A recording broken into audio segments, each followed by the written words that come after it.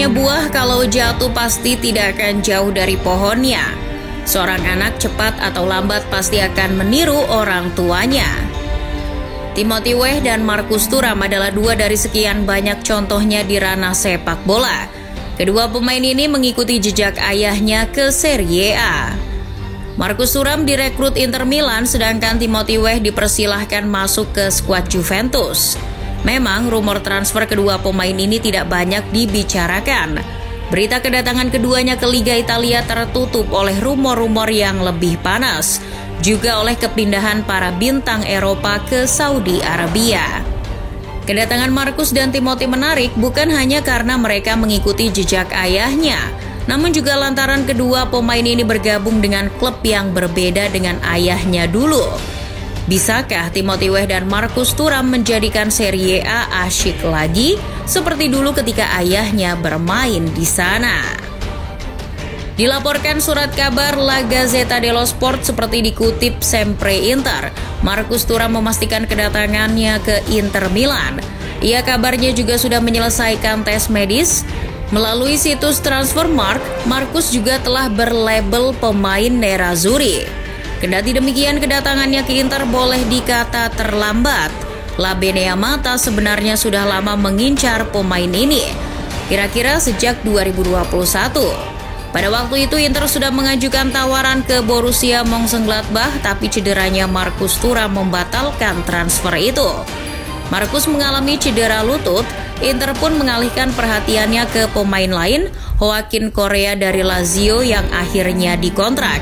Namun musim ini ketika Inter mengetahui Marcus Thuram berstatus bebas transfer, ia pun diboyong ke Giuseppe Meazza. Marcus Thuram adalah penggemar taktik Inter. Ia sangat menyukai skema 3-5-2 Simone Inzaghi. Jadilah ia tidak terlalu banyak fafifu untuk menandatangani kontrak yang disodorkan La Beneamata. Apakah Marcus Thuram akan sangat membantu Inter? Kita bahas nanti. Marcus Thuram memang mengikuti jejak ayahnya, namun ia tidak membela klub ayahnya dulu. Ia juga punya posisi yang berbeda dengan sang bapak. Lilian Thuram dalam langgam sepak bola Eropa, masyhur sebagai seorang bek tangguh dan pekerja keras milik Juventus. Namun ia ditempa lebih dulu oleh Carlo Ancelotti di Parma. Sebelum ia bareng Gianluigi Buffon hijrah ke Juventus. Bek berkepala licin ini memberikan 2 trofi untuk Juventus, 2 diantaranya adalah trofi Serie A tahun 2002 dan 2003. Saat Juventus diterpa kasus Calciopoli, Thuram adalah satu dari sekian pemain yang memutuskan untuk berhenti membela si nyonya tua. Tawaran dari Barcelona tak kuasa ia tolak. Meski pada akhirnya juara dunia 1998 ini hanya memperoleh 1 trofi saja di Barcelona. Namun Marcus Thuram bukan bek tangguh seperti Lilian. Ia justru striker yang sangat berbahaya di lini depan. Musim lalu pemain internasional Prancis tersebut mencetak 16 gol dari 32 laganya bersama Gladbach. Dengan begitu wajar saja kalau Inter kepincut betul mendatangkan pemuda yang satu ini. Pemain bertinggi 192 cm itu adalah penyerang sempurna dalam skema Inzaghi. Ia pengganti sepadan untuk Edin Dzeko. Marcus juga alternatif bagi Romelu Lukaku, terlepas pemain Belgia ini bertahan atau tidak. Ia juga sosok yang tepat untuk mendampingi Lautaro Martinez yang sulit tergoyahkan di posisinya. Di Prancis, Marcus Thuram turun jadi striker tunggal seperti Giroud, namun bukan berarti ia tak bisa bermain dengan partner. Atributnya sebagai penyerang serba bisa akan menopang strategi Inzaghi, meskipun ia bukan sosok penyerang yang aktif dalam menjemput bola. Permainan Marcus sangat sederhana, ia mencari celah, itu saja. Namun ia hafal di luar kepala celah mana yang harus dieksploitasi, mengerti betul kemana arah bola.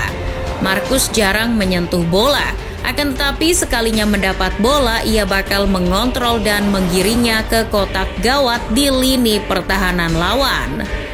Para bek Bundesliga kerap kesulitan mengawasi pergerakannya. Kemampuan itu tidak jauh berbeda dengan Lautaro, dan ini akan membuat lini depan Inter kian tajam. Coba bayangkan saja, dua penyerang setipe bermain bersama. Sudah barang tentu akan membuat bek-bek lawan kelimpungan. Lain Marcus Thuram, lain pula Timothy Weah. Tidak gratis Juventus mendatangkan Timothy. Bianconeri perlu mengeluarkan 12 juta euro untuk memboyong buah hati George Weah itu dari Lille. Timothy Weah diikat Juventus sampai 2028. Ia menjadi opsi bagus bagi lini serang Juventus yang kita tahu musim lalu hanya bisa melakukan senam kesehatan jasmani. Timothy adalah seorang penyerang mirip dengan ayahnya, kendati ia memilih Juventus daripada AC Milan. Meskipun Timothy memilih kewarganegaraan Amerika Serikat, tempat kelahirannya alih-alih Liberia, padahal ayahnya adalah Presiden Liberia. Jauh sekali sebelum Timothy bergabung ke Juventus, George Weah sudah lebih dulu menjahit reputasinya di sepak bola Italia. Weah bergabung ke AC Milan, ia menjadi tonggak kesuksesan pemain Afrika sekitar tahun 1990-an. Mengapa? Tentu saja berkat raihan Ballon d'Or-nya itu. Weah adalah satu-satunya pemain Afrika yang pernah menyabet penghargaan tersebut pada tahun 1995. Selain itu, selama berseragam rossoneri, George Weah juga memberikan 2 trofi Serie A pada tahun 1996 dan 1999. Bukan cuma kebangsaan dan klub, Timothy dan George Weah, walaupun sama-sama seorang striker tapi berbeda gaya bermain. George Weah adalah penyerang yang bisa mencetak gol bebas, sementara itu sang anak adalah tipikal penyerang modern. Timothy bukan penyerang yang memburu gol. Pemain internasional Amerika Serikat itu justru dikenal dengan kualitasnya dalam memberikan assist. 4 musim berseragam Lille, Timothy Weah sudah mengemas 8 gol dan 8 assist. Sedikit ya, betul. Tapi sebagai penyerang modern, statistik semacam itu tidak menjadi patokan. Apalagi Timothy merupakan pemain versatile. Oleh Juventus, ia akan mengisi pos penyerang sayap yang ditinggalkan Juan Cuadrado. Itu artinya pergerakan, umpan dan visi bermain adalah kunci. Timothy Weah punya itu, walaupun mesti perlu ditempa lagi. Musim lalu di Lille, Timothy sudah menunjukkan determinasinya. Sedikitnya Timothy melakukan 1003 percobaan umpan dan 824 diantaranya sukses. Dengan kata lain, Timothy punya persentase umpan sukses 82,2%. Menurut Fbref, Timothy juga mengemas 34 umpan yang langsung membuahkan tembakan. Jumlah take-ons atau giringan melewati lawannya juga lumayan. Dari 37 percobaan take-ons, 20 diantaranya berhasil dan 3 diantaranya membuahkan tendangan ke arah gawang. Intinya, Timothy Weah bisa menjadi pemain jangka panjang yang menarik buat Juventus. 2 darah legenda Serie A, Lilian Thuram dan George Weah mengalir kembali di Serie A. Terburu-buru jika kita menganggap Marcus Thuram dan Timothy Weah akan berhasil melanjutkan legasi sang ayah.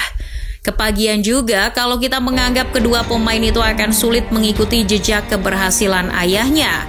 Namun, dengan hadirnya talenta muda yang memiliki darah pemain legenda, bisa jadi membuat Serie A akan menarik lagi. Sebagai penikmat sepak bola, kita hanya perlu menunggunya. Ya, menunggu.